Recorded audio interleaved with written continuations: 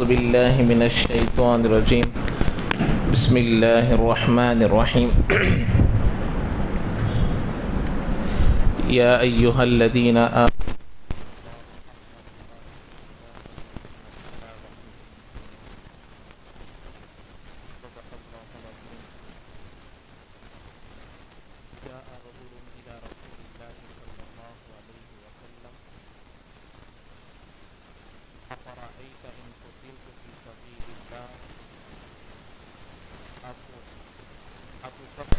خطاياي عني فقال النبي صلى الله عليه وسلم نعم وأنت محتسب وغير مدبر ومقبل إلا الدين أو كما قال النبي عليه الصلاة والسلام رب اشرح لي صدري ويسر لي أمري واحلل عقدة من لساني يفقهوا قولي اللهم صل على سيدنا مولانا محمد في أول وأوسط وآخر كلامنا.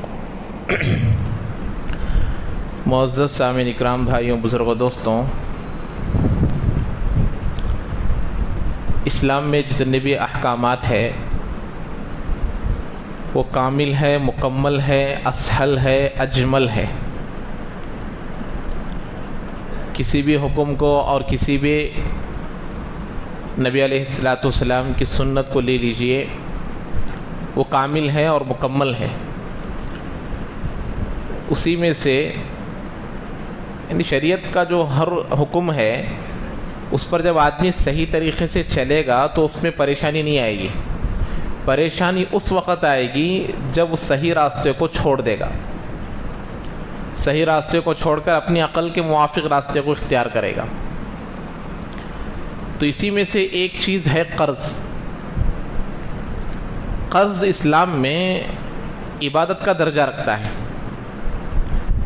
آدمی کا ضرورت کے وقت قرضہ لینا اور آدمی کا ضرورت کے وقت میں قرض دینا، یہ دونوں عبادت ہے. اب میں 2-3 دن سے آپ لوگوں کو بتا رہا تھا مسلمانوں کی تنزلی کی جو وجوہات ہے ان میں سے ایک سودی قرضہ ہے. اب یہ سودی قرضے کا رواج ایک تو خواہشات کی وجہ سے بڑھ گیا، اپنی خواہشات کو پوری کرنے کی وجہ سے قرضوں میں لوگ مبتلا ہوتے ہیں. اب اسی زمرے میں اس قرض کے طوفان میں وہ لوگ بھی شامل ہو جاتے ہیں جن کو قرض کی واقعی ضرورت ہوتی ہے. اب کوئی بیمار پڑ گیا اچانک، اب وہاں لاکھوں کے پیسے خرچ ہو رہے ہیں، تو اب یہ واقعی ضرورت کی چیز ہے. ایسے کئی ساری چیزیں ہیں جو باقاعدہ پیسوں کی ضرورت پڑتی ہے. تو اب یہ آدمی کو ایسا کوئی شخص نہیں ملتا یا ایسی کوئی تنظیم اس کو نہیں ملتی کہ بھئی بغیر قرضے بغیر سود کے اس کو پیسہ ملے. لوگ اپنے پیسوں کو رکھ کر بینک بیلنس تو بڑھانے کے لیے تیار ہے، اپنے پیسوں کو رکھ کر اپنے کیش کو بڑھانے کو تو ہے، لیکن اس پیسوں سے اپنے آخرت تیار کرنے کے لیے تیار نہیں ہے. ابھی بتایا نا، قرض کا دینا اور لینا دونوں عبادت ہے. اور یہ رواج اس لیے ختم ہوا کہ لینے والے کی نیت میں خطرہ آ گیا تو دینے والوں کی نیتوں میں بھی خطرہ آ گیا. قرضہ لینے والا اس ارادے سے لیتا ہے کہ بھئی میں تڑپا کر واپس دوں گا یا پھر نہیں دوں گا. تو ایسا 1 2 3 جب آدمی دیکھتا ہے تو اب دینے والا اپنے دینے کی عادت کو روک لیتا ہے. شریعت میں قرض کے بارے میں یہ تعلیم دی گئی کہ جب آدمی قرض لیا، اس قرضے کو لینے کو بولتے پھرے، اعلان کرتے پھرے کہ بھئی میں فلاں حاجی صاحب کے پاس 20,000 روپے لیا ہوں. جیسے آدمی دے کر بولتا ہے، آج کل کیا ہوا، دینے والا بولتا ہے کہ بھئی انہیں میرے پاس 20,000 لیا ہے، انہیں میرے پاس 50,000 روپے لیا ہے. تو قرضہ لینے والے آج چوروں کی طرح خاموش ہو جا رہے ہیں.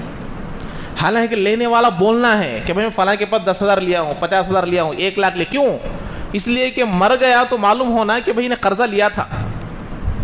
مرنے کے بعد بھی کوئی صاحب خیر ہو یا تیرا بیٹا ہو یا تیرا بھائی ہو یا تیرا بڑا بھائی ہو، وہ بول سکے کہ بھئی میرے بھائی پر قرضہ تھا، میں دوں گا.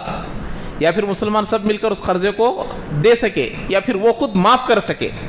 اب یہ بولتا ہی نہیں، جو دیا ہے وہی بولتے پھر رہا ہے اور وہ چوروں کی طرح منہ چھپا کر پھر رہا ہے. تو لینے والا اس ارادے سے لے رہا ہے کہ بھئی مجھے ستا کر دینا ہے یا دینا ہی نہیں ہے. تو اب 1 2 مرتبہ دیں گے، اس کے بعد نہیں دیں گے. یہاں بہت سارے لوگ ایسے بھی ہوں گے جو کسی کو 1000 2000 3000 روپے دے دیتے ہیں، اس ارادے سے دیتے ہیں کہ پھر وہ دوبارہ میرے پاس نہ آئے. ایسے کئی سارے لوگ ہوں گے. وہ مانگنے کی عادت تو چھوڑتا نہیں، تو اب ایک مرتبہ اس کو دے دیتے ہیں، وہ دینے نہیں آتا، تو اب وہ باقی رہنے کی وجہ سے دوبارہ نہیں پوچھتا. ایسے ہے نہیں ہے، بہت سارے ہیں. تو قرض جو عبادت ہے، لینا اور دینا، یہ قرض کو کیا کر دیا گیا؟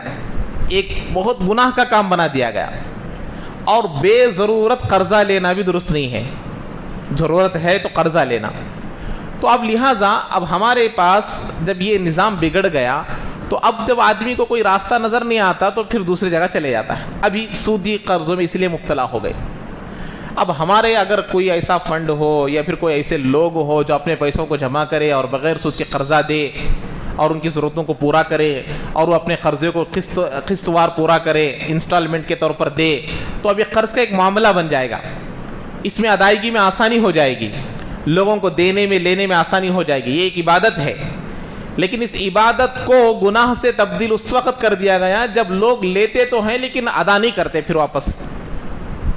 اللہ کے نبی علیہ السلام کے پاس ایک صحابی آئے، آ کر کہنے لگے اللہ کے نبی، میں اللہ کے راستے میں، اگر آپ کا کیا خیال ہے، اگر میں اللہ کے راستے میں جاؤں، اپنی جان کا نذرانہ پیش کروں اور میں شہید ہو جاؤں، انگلی کٹانے کے بارے میں نہیں بول رہے، کیا بول رہے ہیں؟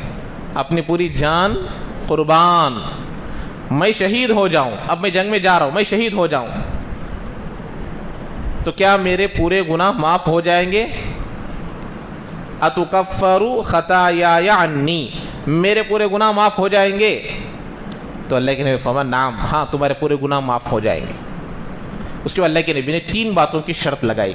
ایک، تمہارے پورے گناہ معاف ہونے کے لیے احتساب ہونا کہ میرے اس شہید ہونے کی وجہ سے اللہ مجھے شہادت کا درجہ دیں گے، اور شہادت اللہ کے لیے ہونا ایک. اس کے بعد مقبلن، تم آگے بڑھتے بڑھتے شہید ہونا، ڈر کر بھاگ کر آ رہے تھے اس وقت شہید ہوئے تو شہید نہیں کہلاتا. جو آدمی جنگ میں چلا گیا، ڈر کے مارے بھاگ کر آ گیا اور بھاگتے ہوئے اسے حملہ کیا گیا اور وہ شہید ہو گیا، تو اسے شہادت کا ثواب نہیں ملتا. اسے بول رہے ہیں غیر مدبرین، پیچھے بھاگنے والا نہیں رہنا، مڑ کر بھاگنے والا، آگے بڑھنے والا رہنا. 3 چیزیں ہو گئے نا. ایک کیا بتائے؟ ثواب کی امید رکھنا، اللہ کے لیے کرنا، اخلاص رہنا. دوسرا آگے بڑھنے والا رہنا. تیسرا پیچھے جانے والا نہیں رہنا. یہ 3 چیزیں جس کے اندر پائی جائے گی اس کے پورے گناہ معاف ہو جائیں گے الا الدین، لیکن تیرا قرضہ معاف نہیں ہوگا. شہید آدمی کے لیے اللہ کے نبی نے فرمایا تیرا قرضہ ایسا ہی رہے گا. تو سوچنے کی بات، سمجھنے کی بات ہے کہ قرضے کے بارے میں اتنی بڑی تاکید اللہ کے نبی علیہ السلام نے فرمایا. جب کوئی جنازہ آتا تو اللہ کے نبی علیہ السلام پوچھتے کہ بھائی اس میت پر کسی کا قرضہ ہے، اس نے کسی سے قرضہ لیا ہے؟ تو کوئی کہتا ہے کہ ہاں اس نے میرے سے 300 دینار لیے ہیں، 200 دراہم لیے ہیں. تو پھر اللہ کے نبی رحمت للعالمین تھے، آپ اپنے پاس ہوتے تو دے دیتے، یہ لے لو اس کے جانب سے، میں دے دیتا ہوں. اگر نہیں ہوتے، ابو بکر ادا کر سکتے ہو، عمر ادا کر سکتے ہو، اس کے قرضے کی کون ذمہ داری لے گا؟ اب وہاں جو لوگ رہتے تھے ان میں سے کوئی ذمہ داری لے لیتا، اللہ کے نبی جنازے کی نماز پڑھاتے، ورنہ واپس چلے جاتے. صحابہ کے زمانے میں قرضے کی وجہ سے نبی کی جنازے کی نماز پڑھانے کی شرافت اور عظمت اور وہ موقع کھو بیٹھتا تھا وہ شخص جس کے ذمہ قرضہ ہوتا تھا. نبی علیہ السلام جس کی جنازے کی نماز پڑھائے 100% وہ کہاں جائے گا؟ جنت میں جائے گا. تو اللہ کے نبی نہیں پڑھاتے تھے، پھر اس کے بعد کوئی دوسرے صحابی جنازے کی نماز پڑھاتے تھے. تو یہ اللہ کے نبی کا جنازے کی نماز نہ پڑھانا اس وجہ سے ہے کہ بھئی قرضہ لے کر چھوڑنا نہیں ہے، قرضہ لے کر ادا کرنا ہے، دینا ہے. اب یہاں معاملہ کہاں بگڑتا معلوم؟ اگلے مہینہ ابھی کیا چل رہا ہے، یہ مارچ، اپریل کی 1 تاریخ کو قرضہ دے تم بول کے لیا. اپریل کی 1 تاریخ آ گئی تو یہ صاحب کیا کرتے؟ فون سوئچ آف کر لیتے. فون کیا ہو جاتا؟ سوئچ آف ہو جاتا. اب وہاں سامنے سے آ رہا بولے تو انہیں بازو گلی سے چلے آتا. تو یہ کیا ہو گیا؟ قرضے دینے والوں کی دلوں میں نفرت پیدا کر رہے ہیں کہ بھائی نہیں دینا، اب سے کسی بھی قرضہ میں نہیں. انہیں قسم کھا لیتا اب ایک بار سے کسی قرضہ نہیں دیتا. ہونا تو یہ چاہیے تھا کہ اس دن یہ آدمی کم سے کم یہی فون کر کر حاجی صاحب میں آپ کو 10,000 روپے آج دینا تھا لیکن پیسوں کا انتظام نہیں ہوا اور 2 دن مہلت دے دیجئے. وہ دے گا نہیں دے گا دل پر ہاتھ رکھ کر بولیے, دے گا نہیں دے گا؟ ضرور دے گا, کیونکہ آپ خود پہلے فون کیے ہیں. اب اس کا دل اطمینان ہو جائے گا, ارے بھائی اس کو احساس تو ہے کہ دینے کا, اور 1 2 3 مرتبہ چاہے تو بھی دے دے گا. اور اللہ کے نبی نے یہاں بھی تاکید کی جب کوئی قرضدار کسی کو قرض دیتا ہے تو وصول کرنے میں نرمی اختیار کرو, اس پر سختی نہ کرو. آدمی کی سامنے کی حالت کو دیکھ کر معلوم ہو جاتا کہ بھئی حقیقت میں اس کی کیا حالت ہے. تو یہ تمام چیزوں کو ہمیں پہچاننا ضرورت ہے. اسی لیے ہر اعتبار سے یہ چیز سمجھنے کی ہے کہ قرضہ ایک بہت بڑی عبادت ہے. اب یہاں پر بھی جو زکوٰۃ کا معاملہ آتا ہے, یہ زکوٰۃ میں بھی ان چیزوں کے لیے جو بہت بڑا ایک آدمی ہے, قرض خواہ ہے, بہت قرضہ اس کے اوپر ہو گیا ہے, کھانے کی بھی لالے پڑ گئے ہیں, غریبی آ گئی ہے, ایسے شخص کو زکوٰۃ دے کر اس کے قرض کو بھی ہم معاف کرا سکتے ہیں. وفی الرقاب میں قرض داروں کو بھی شامل کیا گیا ہے, کیونکہ قرض ضرورت کے لیے لیا تھا لیکن ادا نہیں کر سکا, اس وجہ سے اس کو دینے کی اجازت ہے. لیکن جبکہ وہ صاحب وہ ملکیت اس کے پاس نہ ہو, صاحب نصاب وہ آدمی نہ ہو, تب دے سکتے, ورنہ نہیں دے سکتے. یہ ہے. اب تو زکوٰۃ کا معاملہ ہے, یہ جو قرض ہے یہ انسانوں کا قرض ہے. یہ کس کا قرض ہے؟ انسان کا قرض دینے سے پہلے اگر مر گیا تو وہ اس کی مغفرت نہیں ہو, یعنی کہ اس کا قرضہ معاف نہیں ہوتا. زکوٰۃ ایک طرح سے اللہ کا قرضہ ہے. زکوٰۃ کس کا قرضہ ہے؟ اللہ کا قرض. لوگوں کا قرض معاف نہیں ہوتا تو پھر اللہ کا قرض کہاں سے معاف ہوگا؟ اسی لیے آدمی جب انتقال کر جاتا ہے, امانتیں, اپنی چیزیں, اپنے جو دینے کے حقوق ہے, امانتیں ہیں, ہمیشہ اپنی ڈائری میں لکھ کے ریڈی رکھ لینا, کیونکہ اسرائیل السلام کا باتیں معلوم نہیں, معلوم رکھ لینا. فلاں حاجی صاحب کے پاس سے میرے 20,000 روپے لیا ہوں, دینا ہے. ان کے پاس سے میرے پاس 2 تولے سونا میں رکھا ہوں, ان کو دینا ہے. اور یہ امانتیں میرے پاس ہے, لکھ کر جیسے آپ کا انتقال ہو گیا وہ دیکھ کر لوگ اس کو ادا کر سکے, ورنہ تمہارے پورے امانتیں, تمہارے پورا قرض تمہارے اوپر باقی رہے گا. بہت ضروری ہے ان چیزوں کو سمجھنے کی. اسی لیے فرماتے ہیں کہ آدمی جب مر جاتا ہے, مرنے کا وقت قریب آتا ہے, تو وصیت اسی میں سے کرنا ہے پہلے کہ بیٹے میرا اتنا قرضہ ہے. جب آدمی مر جاتا ہے, پراپرٹی چھوڑ کر مرتا ہے, تو سب سے پہلے اس کے کفن کے لیے پیسے لیا جائے گا, نہیں ہے تو کفن کے لیے پیسے, دفنانے کے لیے پیسے, قبر کھودنے کے لیے پیسے. اس کے بعد سب سے پہلا نمبر قرض خواہوں کا آئے گا. پہلے قرض دو, پورے پیسے بھی چلے جائے لیکن قرض دینا پہلے. اتنا سخت مسائل ہے اس کے اندر. تو یہ ضروری ہے کہ ایک زکوٰۃ بھی قرضہ ہے اور حقیقت میں لیا ہوا قرضہ بھی یہ بھی قرض ہے, دونوں کو ادا کرنا بہت ضروری ہے.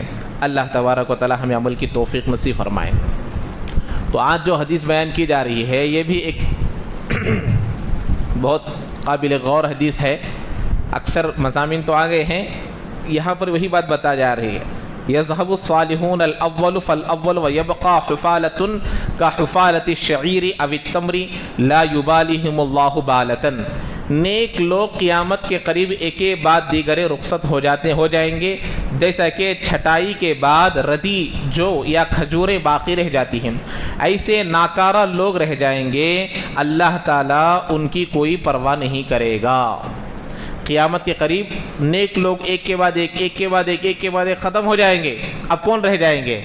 برے لوگ باقی رہ جائیں گے. اور ایک حدیث میں اللہ کے نبی نے فرمایا ایسے لوگوں پر ہی قیامت آئے گی, ایسے لوگوں پر ہی قیامت آئے گی.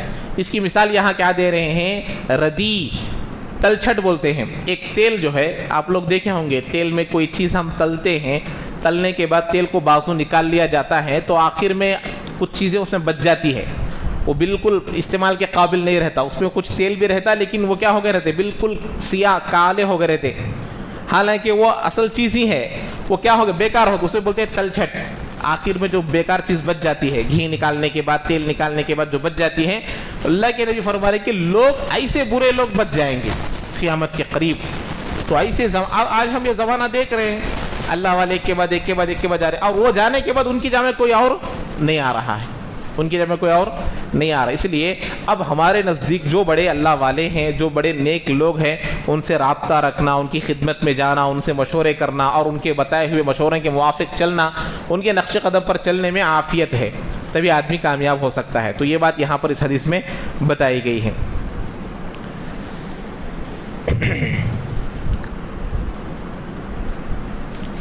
کرسی پر بیٹھ کر کھانا کھانے کا کیا حکم ہے؟ گھروں میں یا باہر یا دعوتوں میں کرسی میں بیٹھ کر کھانا کھانے کا حکم پوچھا جا رہا ہے، تو دیکھیے جس آدمی کے اندر نیچے بیٹھ کر سنت کے موافق کھانے کی طاقت ہو، پھر بھی وہ کرسی کے اوپر بیٹھ کر کھا رہا ہے یا جوتے پہن کر کھا رہا ہے تو یہ مناسب نہیں ہے، اس سے بچنا ضروری ہے۔ ایک تو یہ بات۔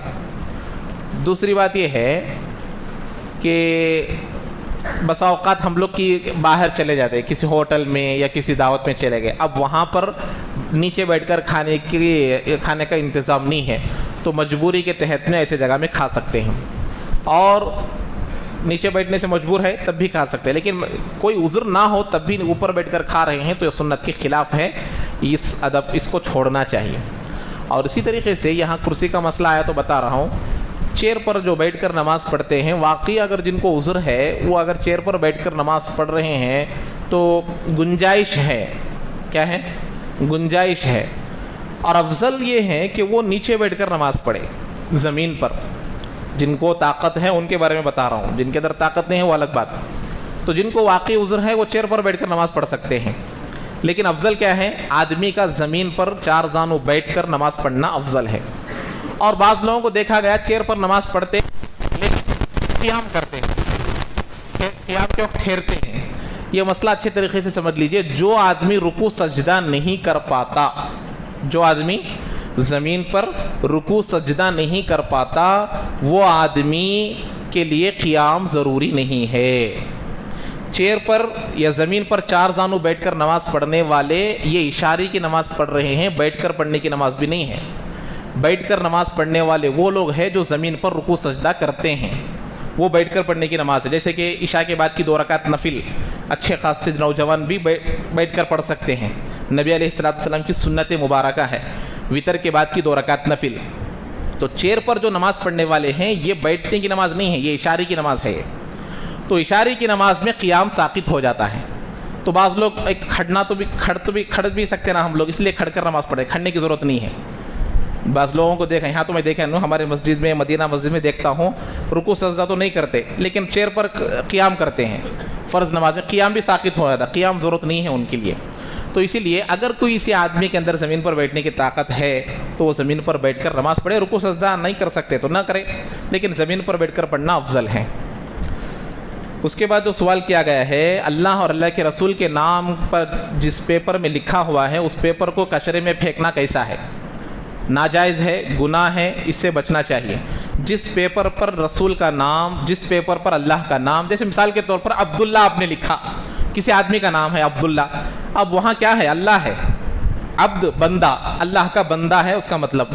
تو آپ لوگ جب عبداللہ کہہ کر نام لکھا ہوا ہے تو اس عبداللہ کے نام کے لکھے ہوئے پیپر کو کچرے میں نہیں پھینک سکتے، اور اللہ کا نام ڈائریکٹ لکھا ہوا ہے تو نہیں پھینک سکتے۔ اسی لیے انویٹیشن کارڈز پر اس میں بسم اللہ نہیں لکھنے کو کہا جاتا ہے، اسی لیے اشارے کے طور پر 786 لکھنے کو کہا جاتا، 786 یہ بسم اللہ نہیں ہے، یہ علامت ہے بسم اللہ کی، یہ کچرے میں پھینک سکتے ہیں، اس سے کوئی حرج نہیں ہے۔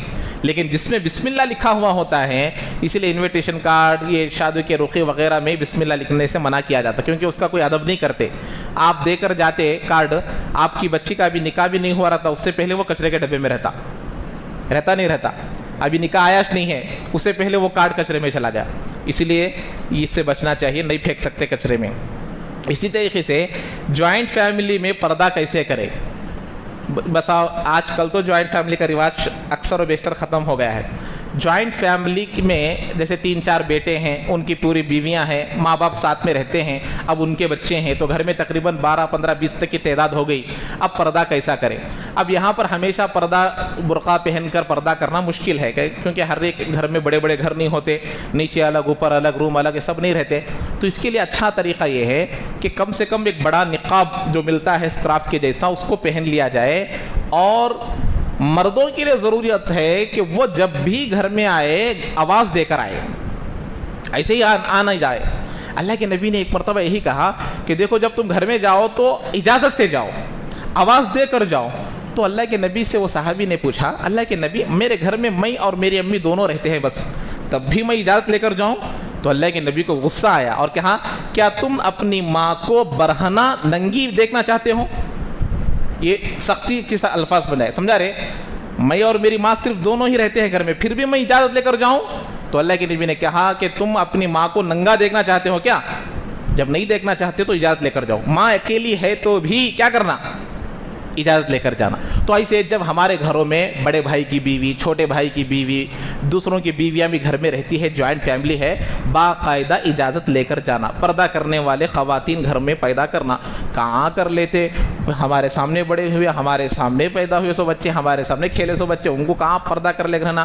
ہمیں دیکھے سو بچے سب یہ دیکھ لے کیا ہوتا؟ پردہ کرنے کا رواج ختم ہو گیا۔ شروع کرنا، جب شروع کریں گے تو اللہ تعالیٰ راستوں کو کھولیں گے۔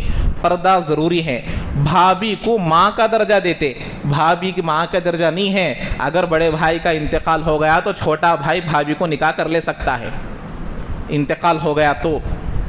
اب جس سے نکاح جائز ہے وہ ماں کیسے بن سکتی ہے؟ تو اسی لیے پردہ ضروری ہے۔ کتنے ایسے واقعات ہیں، چھوٹے بھائی بڑے بھائی کی جوروں کے ساتھ نہیں بھاگے، کئی کو بھاگتے ہیں۔ اسلام اسی لیے منع کیا ہے کہ نہیں، بھابھی سے پردہ، دیورانی سے پردہ، ان تمام چیزوں سے پردہ بہت ضروری ہے۔ اللہ کے نبی نے تو فرمایا دیور سے پردہ کرنا کیا پوچھے تو دیور تو موت ہے، بولے اللہ کے نبی۔ دیور کیا ہے؟ موت ہے، دیور سے بہت خطرہ ہے، اس لیے پردہ ضروری ہے۔ جیٹ ہو، دیور ہو، گھر میں آنے سے پہلے اجازت لے کر آنا۔ اور یہ طریقہ ہے کہ عورت اپنے کام میں مشغول رہتی، اب وہ چاول چن رہے ہیں یا کوئی کھانا پکا رہے، اب آدمی برابر گدھے کی جیسا اندر آ گیا، اب وہ عورت کو دیکھے گا تو کیسے ہوگا؟ آواز دے کر آنا پڑے گا۔ جب وہ آواز دے کر آئے گا تو وہ عورت اپنے چہرے کو پھیر لے گی، بس ختم ہے۔ تو یہ ایک طریقہ ہے، اختیار کرے، اللہ آسان کرے گا انشاءاللہ۔ اس کے بعد فرماتے ہیں فجر کی سنتیں اگر چھوٹ گئی تو کیا کرے؟ یہ مسئلہ بہت مرتبہ بتایا جاتا، لوگوں میں کشمکش رہتا۔ فجر کی نماز میں آپ آئیں، امام صاحب پہلی رکعت میں ہیں تو 2 رکعت سنت پڑھ لے کر جماعت میں آ جانا، اگرچہ پہلی رکعت چھوٹ جائے۔ امام صاحب پہلی رکعت میں ہیں، پہلی رکعت اگر آپ کی چھوٹ بھی جائے تو کیا کرنا؟ 2 رکعت سنت پڑھ لینا۔ دوسری رکعت میں ہیں تب بھی آپ کو یقین ہے کہ میں 2 رکعت پڑھ لوں گا تو بھی مجھے اتحیات کم سے کم مل جائیں گے۔ امام صاحب 2 رکعت، دوسری رکعت بھی اتنی لمبی پڑھاتے ہیں کہ میں اگر سنت پڑھوں گا تو بھی مجھے آخر میں کیا ملے گا؟ تشہد مل جائے گا۔ تو آپ سنت پڑھ کر ہی شامل ہونا۔ اتنا وقت رہ گیا کہ اب اگر سنت پڑھوں گا تو امام صاحب سلام پھیر دیں گے، اب آپ کو سنت چھوڑ دینا، اب آ کر ڈائریکٹ کیا کرنا؟ نماز میں کھڑے ہو جانا۔ اب اس کے بعد آپ لوگ کیا کرنا؟ اشراق تک خاموش رہنا، اشراق کے بعد اس سنت کی قضا کرنا۔ اس سنت کی صرف فجر کی نماز کے لیے یہ حکم ہے، دیگر نمازوں کے لیے نہیں۔ اب اگر کوئی آدمی فجر کی نماز مکمل چھوڑ دیا، فجر بھی چھوٹ گئی، سنت بھی چھوٹ گئی، ظہر سے پہلے قضا کر رہا ہے، زوال سے پہلے، آج کل 12، 27، 25 چل رہا ہے، اس سے پہلے قضا کر رہا ہے، فرض کے ساتھ سنت بھی پڑھے گا۔ فجر کی پوری نماز چھوڑ گئی، فرض بھی نہیں پڑھا، سنت بھی نہیں پڑھا، اور 12:25 سے پہلے قضا کر رہا ہے، فرض بھی پڑھے گا، سنت بھی پڑھے گا۔ ظہر کی نماز یا ظہر کی نماز کے بعد کر رہا ہے تو اب صرف فرض پڑھے گا، اب سنت ساقط ہو گئی۔ تو سنت کی قضا زوال تک ہے، زوال تک آدمی اس کی قضا کر سکتا ہے۔ ایک تو یہ مسئلہ۔ ظہر کا سنت بھی سن لیجئے، ظہر میں بھی ایسا ہی ہوتا، بسا اوقات لوگ 1:30 بجے آ جاتے، جماعت کھڑنے کا وقت رہتا، اب 4 رکعت سنت نہیں پڑھنا، امام صاحب کے ساتھ کھڑے ہو جانا، نماز ہو جاتی 4 رکعت امام صاحب پڑھانے کے بعد، اب پہلے آپ 2 رکعت سنت پڑھ لینا، فرض کے بعد کی 2 رکعت سنت پڑھ لینا، اس کے بعد ظہر سے پہلے کے 4 رکعت سنت پڑھ لینا۔ سمجھ میں آئی بات؟ لوگ اکثر کیا کرتے، فرض پڑھ لے کو 4 رکعت سنت پڑھتے، یہ نہیں کرنا، 4 سنت پڑھ لینا، پڑھ لے کے اس کے بعد 2 سنت پڑھ لینا، کیونکہ یہ ترتیب ہے، یہ 1 by 1 آنے کا ہے، تو اس کو برابر ترتیب میں رکھ دینا۔ اب اگر آپ یہاں 4 پڑھیں گے تو 2 کی جگہ سے اس کو نکال کر پھر اس کو لاسٹ کرنا لازم آئے گا، اس لیے 2 کی جگہ 2 کو رکھنا اور 4 کو لاسٹ میں پڑھ لینا، 2 رکعت نفل اس کے بعد پڑھ لینا۔ کسی کو کچھ پوچھنا ہے؟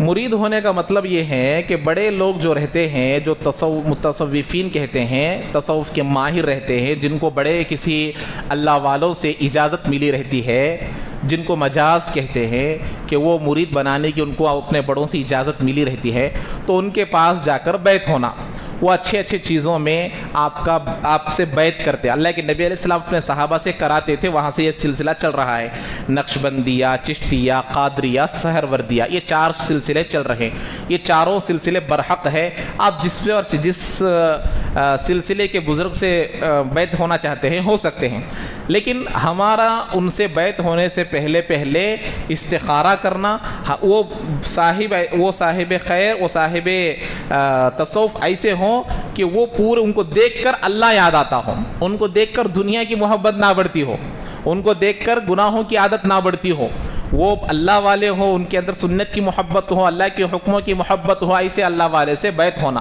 اب بیعت ہونے کا فائدہ کیا ہے؟ انہوں جو باتاں بولتے کہ اس کے اوپر 100% عمل کرے تو مرید بننے کا فائدہ، ورنہ نام کو میں ان کا مرید بولنے کو پھر نہ سوچو۔ فائدہ ہونا بولے تو انہوں کیا بولتے کہ وہ کرنا، صبح میں یہ پڑھنا، شام میں یہ پڑھنا، حسد نہیں کرنا، تلاوت کرنا، ذکر کرنا، بیوی کے ساتھ ایسا رہنا، معاملات میں ایسا رہنا۔ آج کل کیا ہو گیا ہے؟ صرف بولنے کے لیے میں فلاں کا مرید ہوں، میں فلاں کا مرید ہوں، میں فلاں کا مرید ہوں، میں فلاں کا مرید ہوں، اس کے لیے باقی رہ گیا ہے، انہوں بولے سو کامہ نہیں کرتے۔ یہ کرنے کی وجہ سے کیا ہوتا؟ ہمارے دلوں میں جو بیماریاں آتی ہے، روحانی بیماریاں، جسمانی بیماریوں کو ڈاکٹر کے پاس جاتے، روحانی بیماریوں کو ان کے پاس جانا، یہ ہمارے روحانی بیماریوں کو ختم کریں گے۔ حسد کی بیماری، جھوٹ کی بیماری، دھوکے کی بیماری، برائیوں کی بیماری، یہ روح بیمار ہوتی ہے، روح کا علاج وہ لوگ کرتے ہیں، اسی کو کہتے ہیں پیر مریدی۔ بولو سب نماز پڑھے تو ساکی بات امام خالی قیام کرو کچھ بار بیٹھ کر تھوڑا کو یہ کرو 5 منٹ کے مدرسے میں آیا تھا کھڑکو پڑے تو کیا ہوا تھا؟ ساکی بتا بولے تو قیام کر کو رکن مدرسے میں جا کو پڑھنا ضرورت نہیں بولے نا۔ ساقط بولے تو ضرورت نہیں ہے، ضروری نہیں ہے، کھڑکو پڑھ لیو تو پڑھ سکتے، ضروری نہیں ہے۔ ہمارے 5 منٹ کے مدرسے میں آیا تھا کیا بول کو یہ فرض نماز کھڑا کو اور ادھر بھی کھڑا کو پڑھنا کر بولا ہے تو کھڑ کر پڑھنا بولے تو رکوع سجدے کے ساتھ پڑھنا۔ اب آپ لوگوں کو رکوع سجدہ جب ساقط ہو گیا، رکوع سجدہ ساقط ہو گیا تو قیام ساقط ہو گیا۔ جو آدمی رکوع سجدہ نہیں کر سکتا اسے کھڑے ہونا ضروری نہیں ہے، جو آدمی رکوع سجدہ کر سکتا اسے کھڑ کر پڑھنا فرض ہے۔ سمجھ میں آ رہی بات؟ اب ایک آدمی ہے بالکل کھڑا نہیں ہو سکتا، کھڑنے کی طاقت نہیں، رکوع سجدہ کر سکتا تو رکوع سجدہ زمین پر کر سکتا ہے، لیکن جو آدمی پہلے سے ہی رکوع کرنے کی بھی طاقت نہیں ہے یا سجدہ کرنے کی طاقت نہیں، زمین کے اوپر تو طاقت نہیں ہے، تو اب قیام ساقط ہو جاتا۔ قیام اس آدمی کے لیے فرض نہیں ہے جو زمین پر سجدہ نہیں کر سکتا، یہ بات سمجھیے۔ جو آدمی زمین پر سجدہ نہیں کر سکتا اس کے لیے کھڑا ہونا فرض نہیں ہے، قیام ساقط ہو جائے گا، یہ مسئلہ۔ لیکن اگر وہ آدمی کھڑا ہونا چاہتا ہے اس کی مرضی ہے، کھڑا ہو کر پڑھ سکتے ہیں، لیکن اسے فرض نہیں ہے۔ دیگر انسانوں کے لیے فرض ہے، جو آدمی زمین پر سجدہ کرتا اس کے لیے کھڑا ہونا فرض ہے، نہیں کھڑا ہوگا نماز نہیں ہوگی۔ اور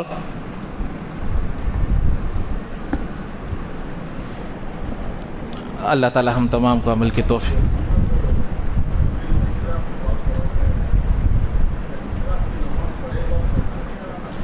نہیں وہ کیا بھی اس میں کیا بھی پابندی نہیں ہے، جیسے ہی اشراق کا وقت شروع ہو جاتا، آج کل 6:47 کو شروع ہوتا ہے، 47 کو شروع ہوتا ہے، تو 47 کو آپ سنت تو پڑھ سکتے ہیں، اشراق تو پڑھ، اس میں کوئی پابندی نہیں ہے، یہ پہلے وہ پہلے آدمی، لیکن اشراق کا وقت شروع ہو گیا تو سنت پڑھ سکتے، کب تک؟ زوال تک ٹائم رہتا، دونوں چھوٹ گئے دونوں پڑھ لینا، صرف سنت چھوٹے ہیں تو سنت پڑھ لینا، ظہر کا وقت شروع ہو گیا اب سنت نہیں پڑھ سکتے۔